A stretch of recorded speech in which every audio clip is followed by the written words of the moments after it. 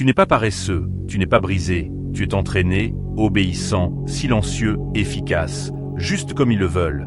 Tu penses que ton échec est ta faute, ce n'est pas le cas, c'était installé à travers la répétition, récompense, peur et ça marche. Regarde-toi maintenant, tu te réveilles, tu bouges, tu scrolles, tu t'assois, t'obéis, tu ne questionnes pas, tu ne combats pas, tu ne sais même pas que t'es sur une laisse. Ils n'ont jamais besoin que vous vous effondriez, ils avaient besoin que vous vous conformiez, et le système qui vous a dressé, il est invisible, il arbore un sourire, il vous remet des étoiles d'or, pour rester silencieux. Votre téléphone vous connaît mieux que vous-même.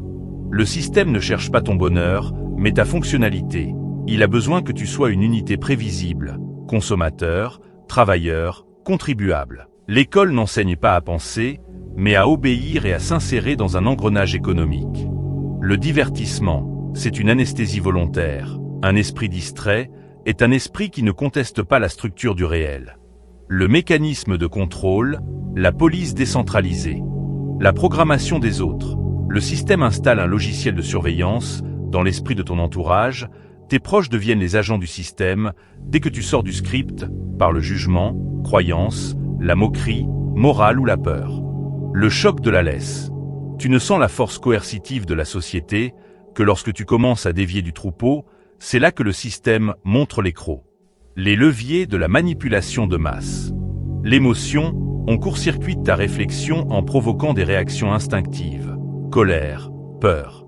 L'illusion de consensus. On utilise des algorithmes et des faux-semblants pour te faire croire que tout le monde pense ainsi, activant ton instinct grégaire. La psychologie de masse. Le système exploite tes failles biologiques, besoin d'appartenance, peur du rejet, pour te maintenir en cage. Voici comment démanteler l'emprise du système. L'arme ultime, l'imprévisibilité et l'authenticité. L'authenticité comme bug, être authentique, c'est être ingouvernable. Celui qui ne veut ni statut, ni validation sociale ne possède plus aucun levier sur lequel le système peut tirer, il est dangereux, car c'est un esprit qu'on ne peut plus manipuler. L'imprévisibilité, c'est la mort des algorithmes, en brisant tes habitudes et tes réactions programmées, tu deviens invisible pour les outils de contrôle. Le miroir subversif. Ta liberté renvoie les autres à leur propre emprisonnement, c'est pour cela qu'ils combattent tes désirs les plus vrais. Ta stratégie, l'autodéfense psychologique. Maîtriser le code. Pour ne plus être manipulé, tu dois comprendre la psychologie humaine à 100%. Connaître ses propres biais, c'est fermer les portes d'entrée de ton esprit aux manipulateurs. Instrumentaliser le contrôle de soi.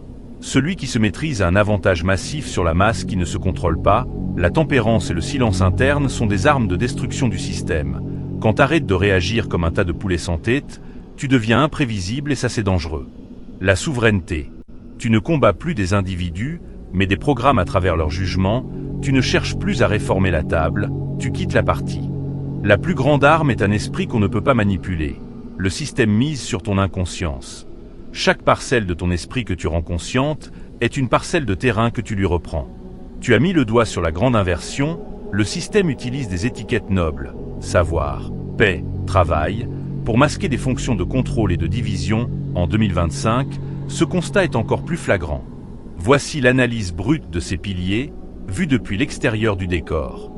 L'école, l'illusion du savoir, la réalité de l'obéissance. L'école ne sert pas à transmettre du savoir utile, mais à tester ta capacité de soumission. Le savoir inutile. On t'enseigne des données que tu n'utiliseras jamais pour occuper ton esprit et tester ta discipline. Si tu acceptes d'apprendre ce qui ne t'intéresse pas pendant 15 ans, le système sait que tu seras un employé docile. La certification. Le diplôme n'est pas une preuve de compétence, c'est un certificat de conformité. Il garantit à l'employeur que tu sais respecter des horaires et une hiérarchie sans te révolter. Le travail, la prison dorée du salaire. Le piège de la dette. Le salaire ne sert pas à t'enrichir, mais à maintenir ton mode de vie, juste assez pour que tu doives revenir travailler le lendemain. L'utilité factice. Beaucoup d'emplois actuels sont ce que l'anthropologue David Graeber appelait des bullshit jobs. Ils n'apportent rien à l'humanité, mais ils maintiennent les individus occupés. Un homme occupé n'a pas le temps de réfléchir à sa condition. Le piratage de la morale. C'est ici que la manipulation est la plus fine, car elle touche au sacré. La morale comme arme de guerre. Comme tu l'as vu, Les têtes utilisent la morale pour justifier l'immoralité, en définissant ce qui est bien et mal. Elle permet de désigner un ennemi à abattre au nom d'une cause supérieure. L'autorité déléguée. Elle apprend à l'individu à ne plus écouter sa propre conscience, mais à suivre une autorité externe. Une fois que tu acceptes qu'un autre décide de ta morale, tu es prêt à commettre l'irréparable en croyant faire le bien. Division planifiée. En créant des dogmes différents, le système s'assure que les dominés se battent entre eux, guerre de religion, plutôt que de s'unir contre ceux qui tiennent les fils. Et enfin ton téléphone, sûrement le plus dangereux de toutes, il est sur toi 24 heures sur 24. Son algorithme te réfère à des choses qui sont en corrélation avec tes croyances. Chaque clic est une confession. Ils inondent ton écran de rêve pour que tu ne puisses pas bâtir un. On est dans une époque où on ne force plus physiquement les individus à servir des intérêts, on les suggère en les faisant croire qu'ils agissent bien. Le grand jeu, l'ingénierie de la nature humaine. Les têtes du jeu ont compris 2 leviers fondamentaux. Le besoin d'appartenance. On te donne une identité, métier, religion, nation, pour que tu défendes la cage qui te contient. La peur du vide. Sans école, sans taf et sans religion, l'humain se retrouve face à lui-même. Le système te bombarde de structures pour que tu n'aies jamais à affronter ce vide et à découvrir ta propre puissance. Le système ne cherche pas à t'éduquer, mais à te dompter. Il ne cherche pas à te rendre spirituel, mais à te rendre obéissant. L'école formate ton cerveau. Le travail enchaîne ton corps. Le téléphone te déraille. Le point commun, l'autorité externe, la sortie de secours, l'autorité interne, l'autonomie réelle. Posez-vous cette question. Pourquoi le chemin que j'emprunte est si prévisible? Pourquoi veut-on que je l'emprunte? Est-ce que j'ai vraiment choisi ou ai-je été influencé? À qui cela bénéficie si je fais ce choix? La réponse est simple, quelqu'un d'autre. Le fait avec la nature humaine, c'est qu'une partie des croyances qu'elle a ne sont pas les siennes, elles sont externes. Donc si certaines de vos convictions ne vous appartiennent pas, quelles sont les vraies et qui es-tu? Le système ne tolère pas l'auto-observation, le logiciel ne survit pas à l'analyse. Voici ta nouvelle règle dès que t'arrêtes de donner de l'énergie au système. Ils seront, pas de bruit.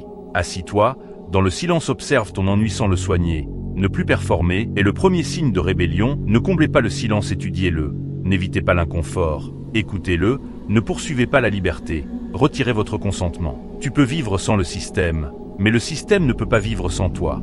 Et une fois que tu réalises cela, le rapport de force change, tu passes de pion à joueur, de consommateur à observateur, de cible à fantôme.